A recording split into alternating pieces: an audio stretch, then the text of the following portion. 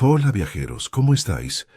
Antes de que empecemos nuestra aventura de hoy, no olvides darle a me gusta al vídeo y suscribirte al canal. Al hacerlo, nos ayudarás a seguir ofreciéndote historias increíbles. ¿Preparados? Pues pongámonos en marcha. El vacío del espacio es silencioso, pero Marcus Chen podía oír los latidos de su corazón retumbando en sus oídos mientras flotaba indefenso entre el campo de escombros en expansión que alguna vez fue la estación minera Kepler 7. La baliza de emergencia de su traje parpadeaba en rojo contra la oscuridad, un grito fútil de auxilio que probablemente quedaría sin respuesta.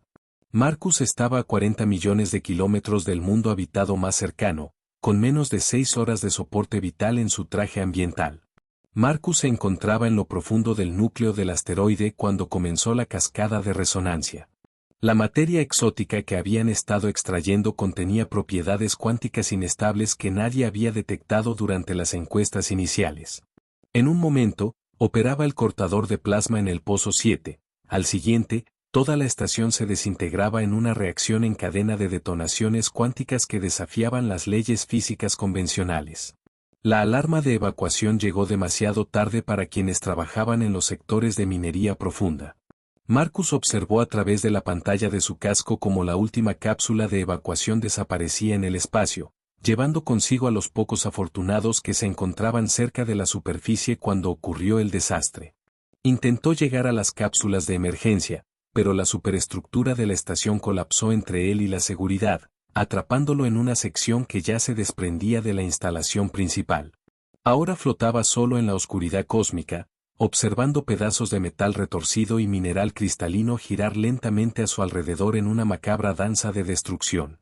El reactor de fusión de la estación había alcanzado un estado crítico, creando un breve sol artificial que iluminó el campo de escombros antes de desvanecerse de nuevo en la fría indiferencia del espacio.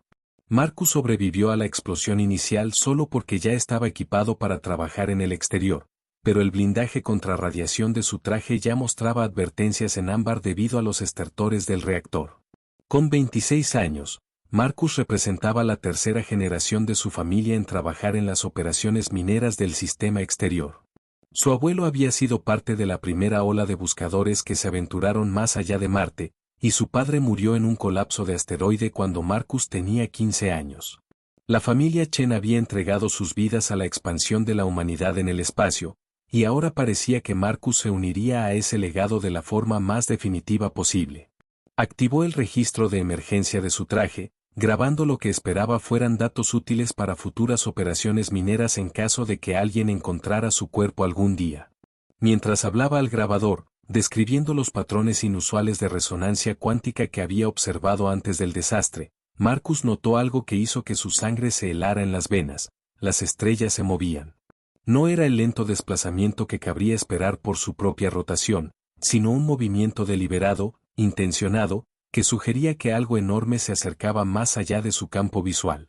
Los sensores pasivos de su traje comenzaron a detectar firmas energéticas que no coincidían con nada en las bases de datos tecnológicas humanas.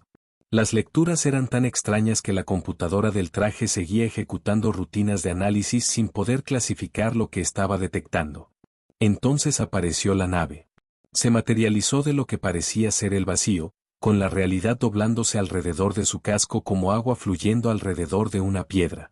La nave era gigantesca, superando fácilmente el tamaño de las mayores naves de guerra humanas. Sin embargo, se movía por el espacio con una gracia orgánica que parecía burlarse de las leyes de la física. Su casco parecía cultivado, no construido, con curvas fluidas y superficies que cambiaban de color como aceite sobre agua. Patrones voluminiscentes palpitaban a lo largo de su estructura en ritmos que sugerían una vasta inteligencia alienígena. La computadora del traje de Marcus emitía advertencias sobre la aproximación de una nave desconocida, anomalías electromagnéticas y una docena de alertas más que su mente privada de oxígeno apenas podía procesar.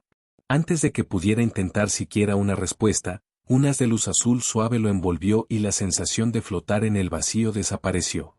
Se encontró de pie en lo que solo podía describirse como una bahía médica, aunque claramente diseñada con una lógica ajena a la mente humana. La sala parecía viva, palpitando suavemente con su propia luz interna, y el aire mismo tenía una cualidad que lo hacía sentirse más alerta a pesar del trauma reciente. A su alrededor se alzaban seres que desafiaban toda su comprensión de la vida en el universo. Eran altos y esbeltos, con extremidades alargadas que se movían con una precisión fluida. Su piel tenía una calidad translúcida que revelaba sutiles patrones de luz fluyendo bajo la superficie. Sus rostros, aunque vagamente humanoides, poseían una belleza etérea que hablaba de millones de años de evolución pacífica. Lo más impresionante eran sus ojos, grandes, oscuros, llenos de una inteligencia antigua e inmensamente compasiva. Uno de ellos se acercó a Marcus, moviéndose con una gracia pausada que denotaba un completo dominio de su entorno.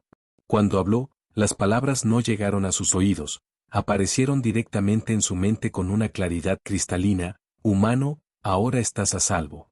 Soy el sanador Moren de la confluencia tiloriana. Detectamos tu señal de auxilio y no podíamos permitir que un ser sintiente muriera en el vacío. Tus sistemas de soporte vital estaban fallando y tu cuerpo sufría por la exposición a la radiación. Ya hemos corregido esos problemas. Marcus intentó hablar, pero su garganta estaba seca, cargada de una mezcla de miedo, asombro y gratitud. El ser pareció comprender su angustia y señaló un dispositivo en la pared que comenzó a emitir una frecuencia suave y calmante. En cuestión de minutos, Marcus sintió como su pánico se desvanecía, reemplazado por una profunda sensación de paz. Durante las siguientes horas, mientras la nave tiloriana viajaba a través del espacio plegado a velocidades que desafiaban toda comprensión humana, Marcus aprendió sobre sus rescatadores. Los tilorianos eran una raza antigua, posiblemente la civilización interestelar más longeva de la galaxia. Habían pasado millones de años explorando el cosmos, buscando conocimiento y comprensión, no conquista ni expansión. Toda su cultura giraba en torno a la preservación y el cuidado de la vida en todas sus formas.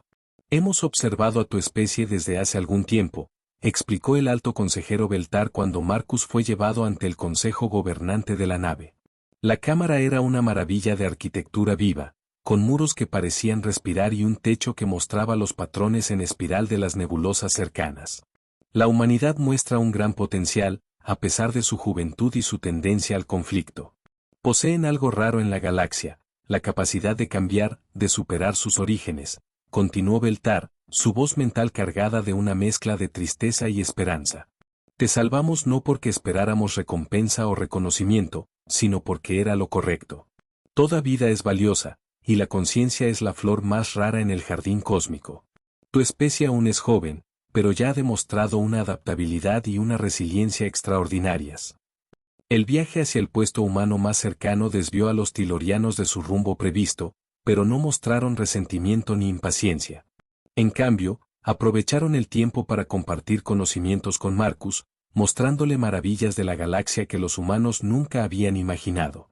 Le revelaron la verdadera naturaleza del espacio-tiempo, el delicado equilibrio de fuerzas que mantenía estable a la galaxia y la trágica historia de especies que se destruyeron a sí mismas por culpa del odio y la guerra. Cuando finalmente llegaron al espacio humano, Beltar acompañó a Marcus hasta la esclusa de aire para despedirse. Su piel luminosa palpitaba con patrones que Marcus ya sabía que indicaban una profunda emoción. Humano, Marcus Chen, recuerda este día. Recuerda que cuando tu especie estaba sola y vulnerable en la oscuridad, los tilorianos ofrecieron ayuda sin esperar nada a cambio. No pedimos nada de ti ni de tu pueblo, pero debes saber que el universo tiene una manera de equilibrar las deudas. Quizá llegue un día en que nosotros también necesitemos ayuda, y el recuerdo de esta bondad guíe las acciones de tu especie. Marcus regresó a la Tierra transformado para siempre por su experiencia. Las sesiones de interrogatorio con la administración colonial y el recién formado Departamento de Asuntos Xenodiplomáticos duraron semanas, pero Marcus se aseguró de que cada detalle quedara registrado.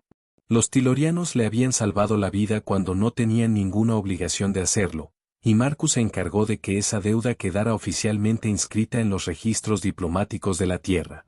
50 años pasaron como un susurro en el viento cósmico. Marcus Chen, ahora de 76 años, se sentaba en la cámara del Consejo de Defensa Terrestre, su cabello blanco y su rostro surcado de arrugas siendo testimonio de décadas de servicio a la expansión humana entre las estrellas. La galaxia había cambiado drásticamente desde su rescate.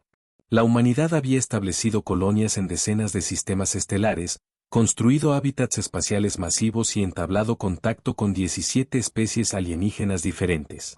Algunas se habían convertido en aliadas, otras seguían siendo socios comerciales neutrales y unas pocas se habían mostrado abiertamente hostiles. Pero el recuerdo de haber flotado solo en el espacio, esperando morir, jamás había abandonado a Marcus.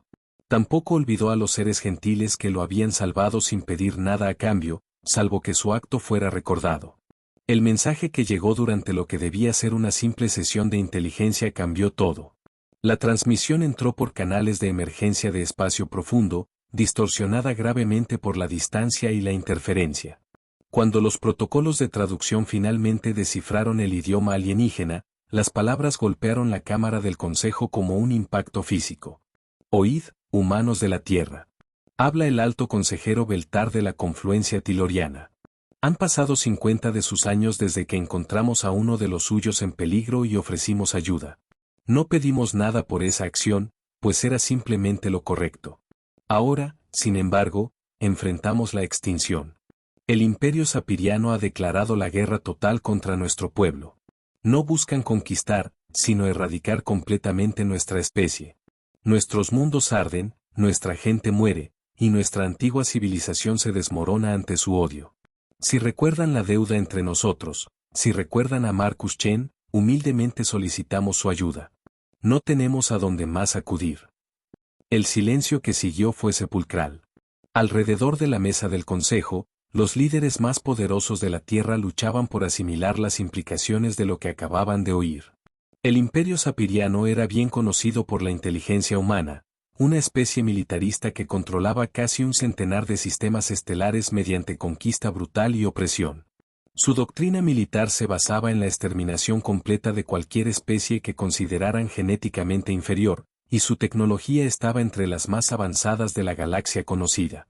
La almirante Sara Rodríguez, la oficial militar de más alto rango de la Tierra, rompió el silencio con una evaluación táctica sombría. El análisis estratégico es inequívoco, los tilorianos se enfrentan a un genocidio. La doctrina militar sapiriana exige la erradicación total de las especies conquistadas, sin dejar sobrevivientes que puedan buscar venganza. Dada su naturaleza pacífica, los tilorianos no tienen defensa militar efectiva contra este tipo de ataque. El secretario de Defensa Williams se inclinó hacia adelante, con una expresión preocupada. Almirante, aunque todos respetamos la deuda que la humanidad tiene, debemos considerar las realidades prácticas. Los sapirianos nos superan por lo menos en una proporción de 50-1. Sus naves son más avanzadas, sus armas más poderosas y sus soldados más experimentados. Esta no es nuestra guerra, y participar podría significar la destrucción de la civilización humana. Marcus se levantó lentamente de su asiento, su bastón resonando contra el suelo mientras luchaba por ponerse de pie. Cuando habló, su voz cargaba el peso de 7 décadas de vida y la memoria de haber estado solo, muriendo en el espacio. Hace 50 años, tampoco era su guerra. Los tilorianos estaban explorando, aprendiendo, contribuyendo al conocimiento de la galaxia. Podían haber ignorado mi señal de auxilio y seguir su camino, y nadie los habría culpado. Pero en cambio, arriesgaron su misión, su tiempo y sus recursos para salvar una sola vida humana, porque creían que era lo correcto. Su voz se volvió más firme al continuar. Ahora ellos enfrentan la extinción y están pidiendo ayuda a la única especie en la galaxia que quizá entiende lo que significa ser el desfavorecido. La presidenta Martínez, quien había ascendido de diplomática junior a líder de la humanidad durante la vida de Marcus, miró alrededor de la sala a sus asesores. La pregunta no es si podemos ganar. La pregunta es si podremos vivir con nosotros mismos si no lo intentamos. Hoy, hace 50 años, se contrajo una deuda. Hoy decidimos si la humanidad cumple su palabra. La votación fue rápida y unánime. En cuestión de horas, se emitieron órdenes de movilización a través del espacio humano. El ejército de la Tierra comenzó los preparativos para la operación interestelar más grande de su historia. El centro de mando estratégico, bajo Ginebra, zumbaba con actividad frenética mientras los hologramas proyectaban posiciones de flota, líneas de suministro y proyecciones tácticas que abarcaban la mitad de la galaxia. La almirante Sara Rodríguez se mantenía en el centro de ese caos organizado, con las manos entrelazadas a la espalda mientras estudiaba el desafío abrumador que tenía ante sí. Con 55 años, ya había comandado las defensas terrestres en 3 conflictos menores contra especies hostiles, pero nada la había preparado para esto. «Muéstrame los números actualizados», ordenó a su jefe de inteligencia. El comandante Park activó la pantalla holográfica principal, llenando el aire con cifras brillantes que pintaban un panorama de probabilidades imposibles. Fuerza confirmada del Imperio Sapiriano, 1.200 naves capitales, incluyendo 37 destructores planetarios, aproximadamente 3.000 naves de apoyo, con una estimación de 50.000 millones de soldados distribuidos en sus territorios ocupados. Fuerza de Defensa de la Tierra. 42 naves capitales, 160 naves de escolta y 2 millones de marines en todas las ramas. Rodríguez absorbió los números sin parpadear. Ya sabía que las probabilidades eran imposibles según las medidas convencionales. ¿Y los tilorianos? Su flota restante consiste en 31 naves, en su mayoría naves civiles convertidas para labores de evacuación. Nunca fueron una potencia militar, almirante. Toda su civilización se centraba en la exploración, la curación y la preservación del conocimiento. No tienen capacidad de combate real. La computadora táctica había ejecutado 10.000 simulaciones de probabilidad, y todas terminaban igual: aniquilación total de las fuerzas humanas durante la primera semana de enfrentamiento. Por cualquier métrica de guerra convencional, la Operación Deuda era una misión suicida envuelta en nobles intenciones. Pero la humanidad había construido toda su historia sobre lograr lo imposible. La doctora Elena Vázquez entró al centro de mando con un estuche de transporte sellado que contenía la apuesta desesperada de la humanidad. Como jefa de la División de Armas Avanzadas de la Tierra, había pasado la última década llevando la ingeniería humana más allá de sus límites teóricos, a menudo usando tecnología alienígena capturada como base para innovaciones revolucionarias. Almirante, los prototipos están listos para su despliegue, anunció, colocando el estuche sobre la mesa holográfica central. El proyecto Semilla Mortal ha superado todas las expectativas de rendimiento. Rodríguez abrió el estuche, revelando lo que parecía ser simples esferas metálicas del tamaño de una pelota de softball, casi ridículamente sencillas comparadas con las armas de energía elegantes que preferían las civilizaciones galácticas. Doctora, esto parece algo que podríamos fabricar en cualquier fábrica orbital, observó el capitán James Michie, jefe táctico y planificador estratégico de Rodríguez. Vázquez sonrió con una expresión depredadora que recordó a todos porque los humanos se habían ganado su reputación como una especie peligrosa. Ese es precisamente el punto, capitán. Los sapirianos, como muchas civilizaciones avanzadas, han evolucionado más allá de las armas cinéticas. Sus sistemas defensivos están diseñados para desviar, absorber o redirigir ataques de energía. Han olvidado la física básica de masa y velocidad. Activó un proyector holográfico que mostró los esquemas detallados de las esferas. Cada semilla mortal contiene un reactor de fusión miniaturizado acoplado a un generador de pulso gravitacional. Cuando se activa, crea un pozo de gravedad local que acelera la esfera hasta alcanzar aproximadamente el 15% de la velocidad de la luz. A esa velocidad, incluso algo tan pequeño impacta con la fuerza equivalente a una bomba nuclear de 50 megatones. Michie estudió los esquemas con creciente admiración. Y como es energía cinética pura, no dirigida, sus escudos ni siquiera lo detectan como una amenaza hasta que impacta. Exacto, confirmó Vázquez. Las semillas mortales atravesarán sus cascos como balas atravesando papel. También hemos desarrollado versiones mejoradas para eliminar naves capitales. Dispositivos más grandes que llamamos rompemundos. Pueden partir un acorazado por la mitad. La almirante Rodríguez examinó las armas con una mezcla de admiración y desasosiego. El enfoque humano hacia la guerra siempre había divergido de las normas galácticas. Mientras otras especies desarrollaban armas de energía sofisticadas y sistemas defensivos elegantes, los humanos construían armas más grandes y buscaban formas innovadoras de aplicar fuerza devastadora, crudo, brutal, pero increíblemente efectivo. ¿Capacidad de producción?, preguntó Rodríguez. Las fábricas en la Tierra y las colonias han sido reconvertidas para producción ininterrumpida. Tendremos aproximadamente 50.000 semillas mortales y 200 rompemundos listos para el despliegue cuando la flota parta. La siguiente fase de preparación implicaba algo incluso más desafiante que desarrollar armas revolucionarias: entrenar a la flota para usarlas de maneras que confundieran y superaran a un enemigo superior.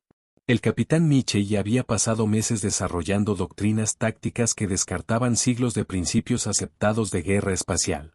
Los apirianos están acostumbrados a luchar contra especies que piensan como ellos, explicó a los comandantes de flota durante la última sesión estratégica. Esperan formaciones ordenadas, escaladas predecibles y respuestas tácticas convencionales. Nosotros les daremos caos controlado.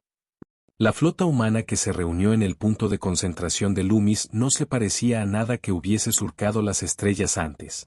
En su núcleo se encontraban las 42 naves capitales, lideradas por la nave insignia de Rodríguez, la US Retribution, una bestia de guerra de 1 kilómetro de largo repleta de sistemas de armas experimentales. Rodeando a las naves capitales estaban las 160 naves de escolta con cascos modificados para transportar lanzadores de semillas mortales y sistemas de despliegue automatizado. Pero el componente más inusual de la flota eran sus elementos de apoyo. En lugar de naves logísticas militares tradicionales, la humanidad había convertido naves mineras, cargueros comerciales e incluso transportes civiles en plataformas móviles de armas. Cada una transportaba miles de semillas mortales y sofisticados sistemas de lanzamiento que podían convertir cargueros ordinarios en baterías de misiles devastadoras. Para los observadores externos, porciones significativas de la flota parecían una simple caravana de comercio, no una armada militar. Marcus Chen, a pesar de su edad avanzada y las protestas del personal médico, insistió en unirse a la expedición como asesor civil y enlace cultural. Rodríguez inicialmente se negó, pero el argumento del viejo fue contundente: él era el único humano que realmente había vivido entre los tilorianos y comprendía su mentalidad y cultura. Ellos me salvaron cuando era joven y lo bastante estúpido como para creerme invencible, le dijo al almirante mientras observaban desde la cubierta de mando de la Retribution como la tierra se reducía a una canica azul detrás de ellos. Quizá ahora pueda ayudarlos a salvarse. Además, soy la razón por la que estamos aquí. Es justo que vea esto hasta el final. El viaje hacia el espacio tiloriano tomó 3 semanas de desplazamiento a través de espacio plegado, durante las cuales la flota realizó ejercicios de combate constantes y ajustes finos a sus planes tácticos. Las tripulaciones sabían que se dirigían casi con certeza hacia la muerte, pero la moral se mantenía sorprendentemente alta. La noticia de la misión y su propósito se había extendido por todo el espacio humano, y los centros de reclutamiento se vieron desbordados por voluntarios. Todos querían ser parte de la flota que saldaría la deuda de la humanidad. A medida que se acercaban a la frontera de lo que alguna vez fue territorio tiloriano, los sensores de largo alcance comenzaron a detectar evidencia de la destrucción sistemática causada por los apirianos. 2 sistemas estelares enteros mostraban señales de bombardeos orbitales totales, con planetas despojados de recursos y poblaciones completamente extinguidas.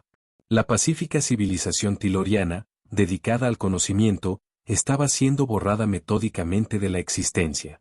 Almirante, estamos recibiendo una transmisión de la flota de refugiados tiloriana, informó la oficial de comunicaciones, con la voz tensa por la emoción. La pantalla principal cobró vida, revelando el rostro envejecido del alto consejero Beltar. 50 años no habían sido amables con el líder tiloriano.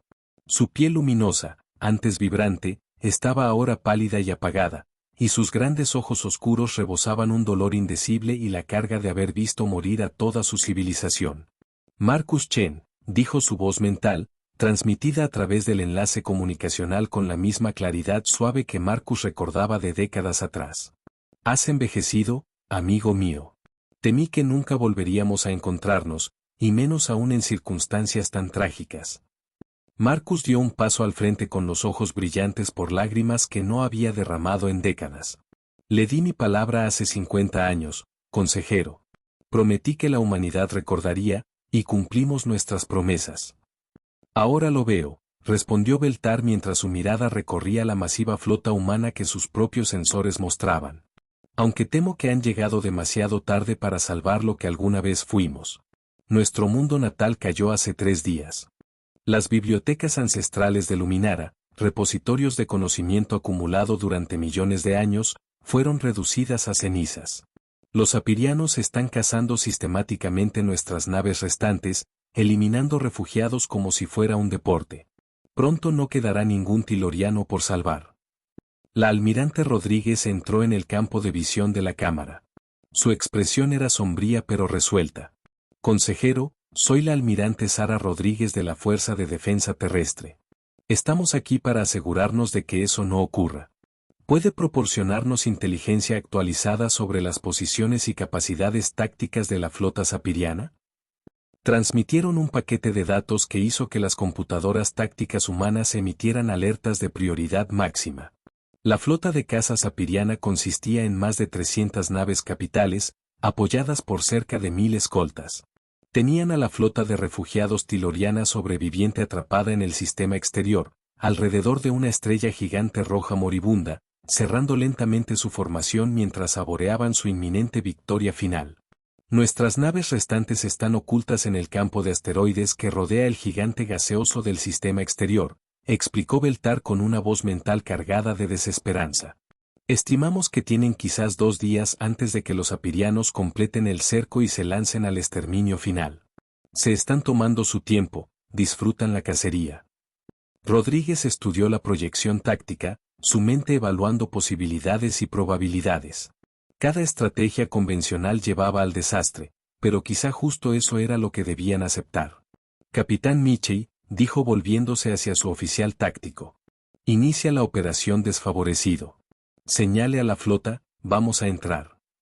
Mientras la flota humana se preparaba para ingresar al espacio tiloriano, la noticia de su aproximación alcanzó los canales de mando sapirianos. El mariscal de guerra Krex, comandante de la flota de caza, recibió los informes de inteligencia con más diversión que preocupación. Humanos, murmuró, sus rasgos reptilianos torciéndose en una mueca de desprecio. Los primitivos de un mundo letal creen que pueden interferir con la justicia imperial.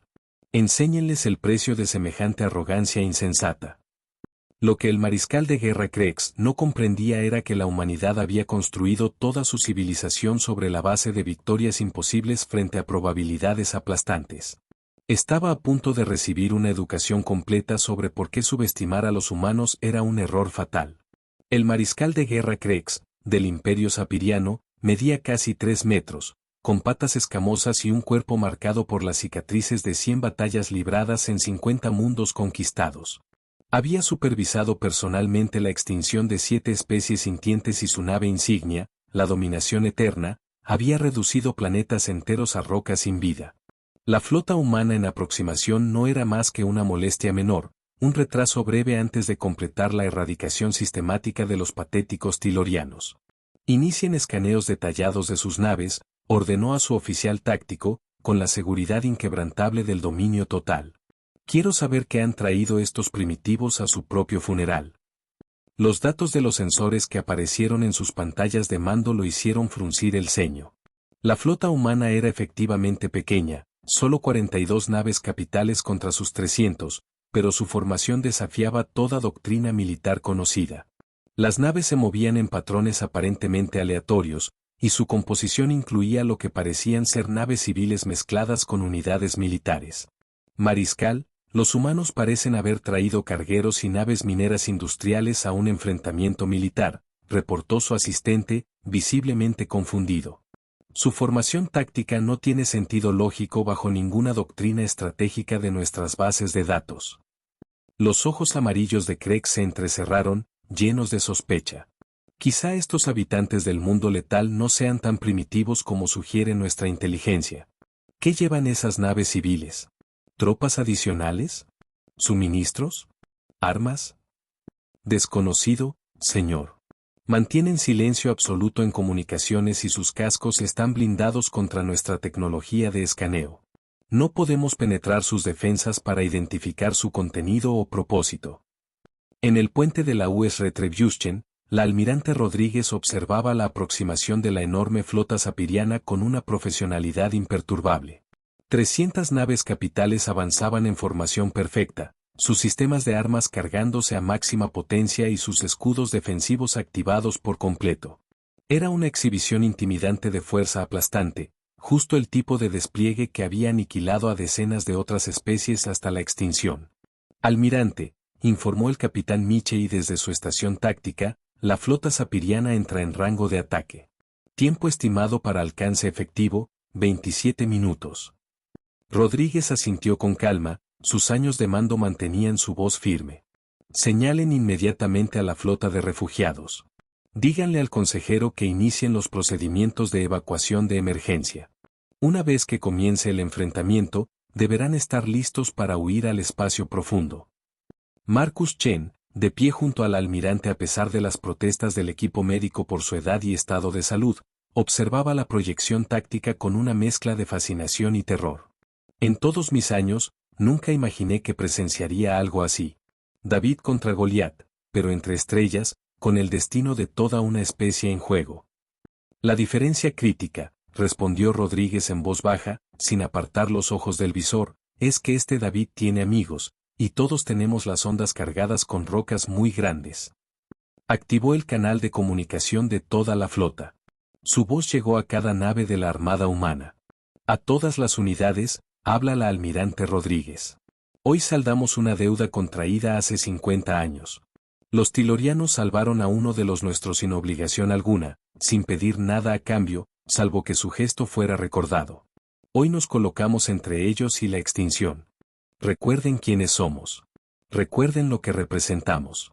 Somos humanidad, y no dejamos que nuestros amigos mueran solos en la oscuridad. La respuesta llegó desde 42 naves al mismo tiempo, miles de voces unidas por un propósito entendido. Almirante. Por Marcus Chen. Por los tilorianos. Por la humanidad. A medida que las flotas se acercaban al rango de disparo, el mariscal de guerra Craig se preparaba para demostrar la supuesta superioridad aplastante de la doctrina militar sapiriana. Su especie había conquistado la galaxia gracias a su tecnología avanzada, sus tácticas disciplinadas y la aplicación sistemática de fuerza abrumadora. Todas las naves asuman la formación estándar de combate alfa, ordenó. Apunten a sus naves más grandes primero. Dejen que vean caer a sus campeones antes de acabar con el resto. La flota sapiriana abrió fuego con una precisión devastadora y una sincronización impecable. Rayos de energía brillante atravesaron el vacío espacial, impactando contra las naves humanas con suficiente potencia concentrada como para vaporizar montañas. Fue una exhibición tan magnífica como aterradora, una demostración de poder tecnológico que, en teoría, debía haber puesto fin a la batalla en los primeros minutos. Pero algo no encajaba. Las naves humanas absorbieron los golpes devastadores, sus cascos brillaban al rojo vivo por los impactos de energía, pero permanecían estructuralmente intactos. Las alertas comenzaron a parpadear en todas las pantallas tácticas sapirianas. Imposible, gruñó Krex, sus garras arañando su silla de mando. Nuestras armas deberían haberlos destruido por completo.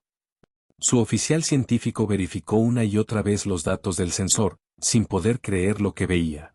Mariscal, las naves humanas parecen utilizar algún tipo de tecnología de blindaje adaptativo. Los impactos iniciales son absorbidos por una capa ablativa externa que disipa la energía mientras permite que las naves sigan avanzando. Sus cascos permanecen operativos. Lo que los sapirianos no comprendían era que la humanidad había aprendido lecciones valiosas de cada especie que había encontrado durante su expansión por la galaxia. El blindaje adaptativo estaba basado en tecnología tiloriana de autorreparación, modificada por ingenieros humanos para regenerar rápidamente los daños de combate. No podía resistir una exposición prolongada, pero daba a las naves humanas minutos cruciales para ejecutar su estrategia cuidadosamente planificada. Rodríguez observó cómo la distancia entre las flotas se reducía en su visor táctico. Todas las unidades ejecuten el patrón Omega 2. Liberen a los sabuesos de la guerra.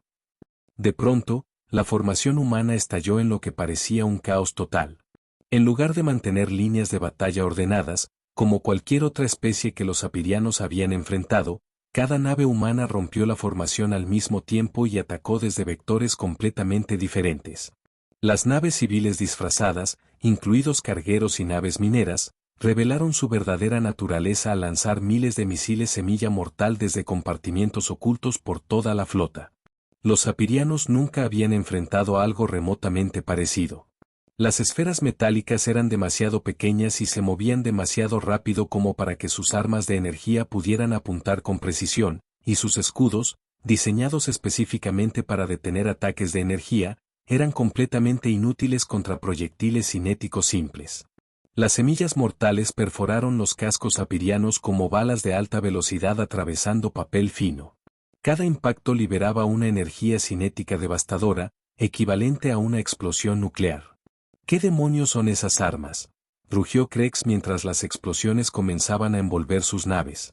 Parecen ser proyectiles cinéticos de alta velocidad, mariscal. Armas primitivas que nuestros escudos no pueden desviar ni absorber. 12 naves capitales apirianas fueron destruidas en la primera salva coordinada. Sus cascos se abrieron como cáscaras de huevo, liberando atmósfera, escombros y cuerpos al vacío del espacio. Pero los humanos apenas comenzaban su ofensiva. La doctrina táctica revolucionaria del capitán Michel exigía confusión máxima y una potencia de fuego abrumadora aplicada en patrones completamente impredecibles. Las naves humanas se movían como manadas de lobos cazando, sin permanecer nunca en una posición lo bastante tiempo como para permitir represalias organizadas. Atacaban con fuerza devastadora, lanzaban sus semillas mortales en salvas coordinadas y se alejaban de inmediato para atacar desde ángulos totalmente distintos. Las naves humanas más grandes se mantenían a distancia, usando sistemas de puntería superiores para proporcionar fuego de cobertura mientras las unidades menores se deslizaban entre la formación sapiriana como avispas furiosas. El mariscal de guerra Krex se encontró librando una batalla completamente distinta a cualquiera en su vasta experiencia militar. Los humanos se negaban a entablar combate convencional nave a nave, en cambio, empleaban tácticas más parecidas a combate de cazas atmosféricos que a operaciones de flotas espaciales. Su formación perfectamente coordinada comenzó a colapsar mientras los capitanes individuales rompían filas, intentando perseguir a las naves humanas, solo para ser rodeados y destruidos por ataques coordinados desde múltiples direcciones. Todas las naves, mantengan la disciplina de formación, transmitió Krex frenéticamente, pero ya era demasiado tarde. Las tácticas humanas habían convertido su disciplinada flota en un caos total donde su ventaja numérica no significaba absolutamente nada. El punto de inflexión llegó cuando la US Retribution y sus acorazados hermanos revelaron sus armas ocultas, los rompemundos. Versiones colosales de las semillas mortales, eran proyectiles cinéticos gigantescos capaces de partir naves capitales en dos de un solo impacto. Rodríguez los había reservado para el momento táctico perfecto. Apunten a la nave de mando sapiriana, ordenó con frialdad. Vamos a cortar la cabeza de esta serpiente. 3 rompemundos fueron lanzados simultáneamente desde las bahías de armas pesadas de la Retribution. Aceleraron hasta alcanzar velocidades descomunales, sus sistemas gravitacionales deformando el espacio-tiempo a su alrededor mientras se dirigían con precisión inexorable hacia la dominación eterna. Krex los vio aparecer en su pantalla táctica y ordenó maniobras evasivas desesperadas, pero la nave insignia sapiriana era simplemente demasiado grande y torpe para evadir los proyectiles entrantes. El primer rompemundos impactó en la sección de mando frontal. La colisión cinética arrancó casi un cuarto de la masa total del casco. El segundo golpe alcanzó la sección media, quebrando la columna vertebral estructural de la nave y provocando explosiones internas masivas que se propagaron por toda la estructura. El tercer proyectil nunca llegó, interceptado por la nube de escombros en expansión de los impactos anteriores, pero 2 bastaron. La dominación eterna se partió en una espectacular cascada de explosiones secundarias, llevándose al mariscal de guerra Krex y a todo su estado mayor al vacío. El impacto psicológico en la flota sapiriana fue inmediato y catastrófico. Se les había dicho que luchaban contra primitivos de un mundo letal, seres inferiores que caerían fácilmente ante el poder del imperio. En cambio, estaban siendo sistemáticamente aniquilados por un enemigo que no se parecía a nada que hubiesen enfrentado ni imaginado posible.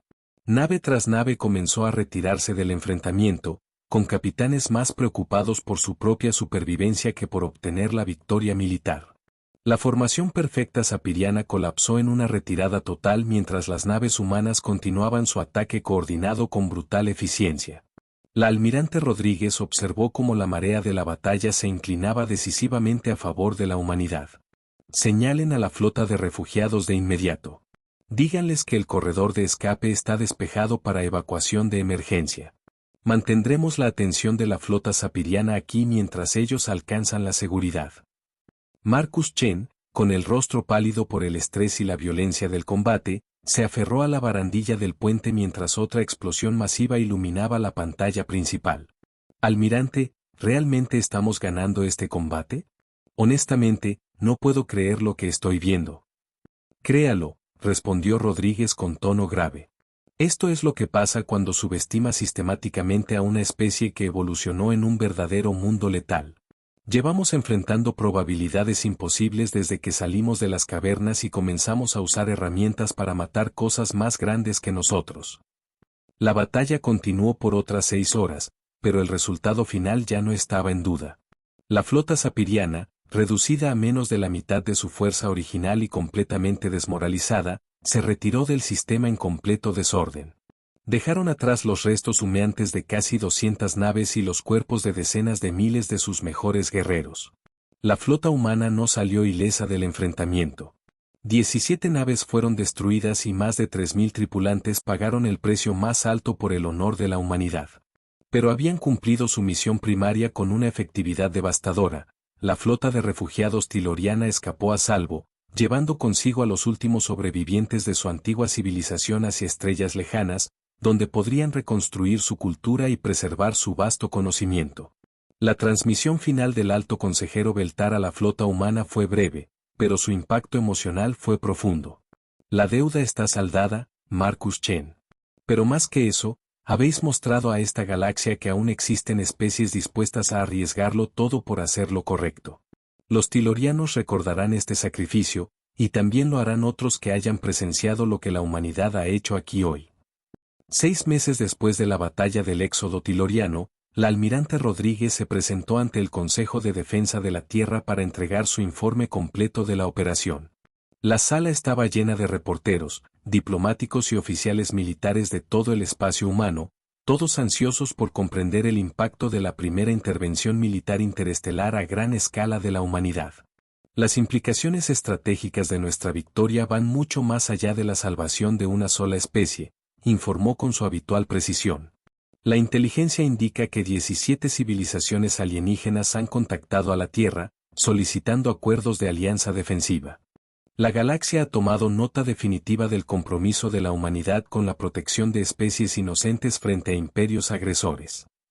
La presidenta Martínez se puso de pie, su expresión grave pero cargada de un orgullo inconfundible. Almirante, ¿cuál fue el costo final de la operación Deuda? La voz de Rodríguez se mantuvo firme, pero estaba llena de una emoción profunda. 3.217 vidas humanas, señora presidenta. Murieron para que una civilización entera pudiera seguir existiendo. Marcus Chen, ya próximo a cumplir 77 años, se levantó lentamente desde su asiento en la galería. Su voz, debilitada por la edad, resonó claramente en la sala, y sería recordada durante generaciones. Hace 50 años, yo era un joven flotando solo en el espacio, esperando morir en la oscuridad entre las estrellas. Desconocidos completos salvaron mi vida sin pedir nada a cambio, excepto que recordara su bondad. Hoy, esos mismos desconocidos siguen vivos porque la humanidad recordó esa deuda y eligió saldarla. 3.000 de los nuestros murieron para cumplir esa promesa, y creo con todo mi corazón que si pudieran hablar hoy, dirían que valió la pena. Hizo una pausa, mirando a su alrededor a los rostros que representaban a toda la civilización humana. La galaxia nos observa ahora con nuevos ojos. Han visto de qué somos capaces cuando nuestros amigos se enfrentan a la extinción. Algunos buscarán nuestra protección, otros temerán nuestra furia, pero todos sabrán esto: la humanidad cumple sus promesas, sin importar el costo. La sala estalló en aplausos que duraron 15 minutos. Allá afuera, en la Tierra y por todo el espacio humano, la historia se propagó como fuego estelar a través de todas las redes de comunicación y medios. La humanidad había pagado su deuda con sangre y fuego, estableciéndose como una potencia galáctica que no sería ignorada, intimidada ni considerada primitiva. En los meses posteriores a la batalla del éxodo tiloriano, la operación de rescate sería recordada como el momento decisivo en que la humanidad se presentó ante la galaxia no como conquistadores ni explotadores en busca de recursos y territorios, sino como protectores dispuestos a sacrificarlo todo por los inocentes. Las repercusiones políticas fueron inmediatas y de gran alcance. En el plazo de un año, el Consejo Galáctico reconoció formalmente a la Tierra como una potencia mayor y la invitó a establecer misiones diplomáticas permanentes en 17 mundos distintos. Los acuerdos comerciales comenzaron a llegar desde especies que previamente habían ignorado los acercamientos humanos, ahora ansiosas por aliarse con los Adeok que habían logrado lo imposible frente a una amenaza imparable. Mientras tanto, el Imperio Sapiriano enfrentaba una revolución interna. Las especies subyugadas a lo largo de su vasto territorio, al enterarse de la derrota militar del Imperio, comenzaron a alzarse. El mito de la invencibilidad sapiriana se había desmoronado a manos de una especie que apenas llevaba 2 siglos en el espacio. En docenas de mundos ocupados estallaron rebeliones. En un lapso de 5 años, el imperio colapsó por completo. Sus antiguos territorios se convirtieron en sistemas independientes o se unieron a la creciente coalición de especies bajo la protección de la Tierra. La doctora Elena Vázquez fue designada directora de una nueva rama del desarrollo militar humano, trabajando estrechamente con científicos tilorianos que habían sobrevivido al éxodo. Juntos desarrollaron tecnologías que revolucionarían la guerra y defensa espacial, siempre con el entendimiento de que esas armas serían usadas para proteger a los inocentes, no para conquistar a los débiles. El capitán James Michie fue ascendido a almirante y recibió el mando de la recién creada Flota de Protección Galáctica, una fuerza multinacional compuesta por voluntarios de decenas de especies inspiradas por el ejemplo humano. Su misión principal era simple: asegurar que ninguna civilización pacífica volviera a enfrentar la extinción en soledad. Marcus Chen vivió hasta los 90 años, dedicando sus últimos años a servir como embajador de la Tierra en las colonias refugiadas tilorianas. Murió pacíficamente mientras dormía, rodeado tanto por amigos humanos como por compañeros tilorianos que se habían convertido en su familia. Su funeral fue atendido por representantes de 43 especies diferentes, todos reunidos para rendir homenaje al hombre cuyo rescate había cambiado el curso de la historia galáctica. El alto consejero Beltar fundó el Instituto Marcus Chen para la cooperación interestelar en el nuevo mundo natal tiloriano, un centro de aprendizaje dedicado a fomentar la comprensión entre las distintas formas de vida. El lema del instituto, inscrito en 47 idiomas sobre la entrada principal, decía simplemente: nadie muere solo mientras otros tengan el poder de ayudar. La almirante Rodríguez se retiró después de 10 años más de servicio, pero no antes de supervisar el establecimiento de flotas de respuesta rápida distribuidas por el espacio conocido. Estas fuerzas, apodadas Los Ángeles de Chen por sus tripulaciones, tenían una sola misión: asegurar que cualquier especie que enfrentara la extinción recibiera ayuda en menos de 72 horas tras emitir una señal de socorro. La tecnología de las semillas mortales nunca volvió a utilizarse con intención ofensiva. El mero conocimiento de su existencia y de que la humanidad estaba dispuesta a usarla contra agresores fue una disuasión suficiente para evitar la mayoría de conflictos potenciales. Las pocas especies que pusieron a prueba la determinación humana aprendieron rápidamente por qué desafiar a los protegidos de la Tierra era considerado suicidio por la comunidad de inteligencia galáctica. 25 años después de la batalla del éxodo tiloriano, se erigió una estatua en el centro de la Plaza de las Naciones Unidas en Ginebra.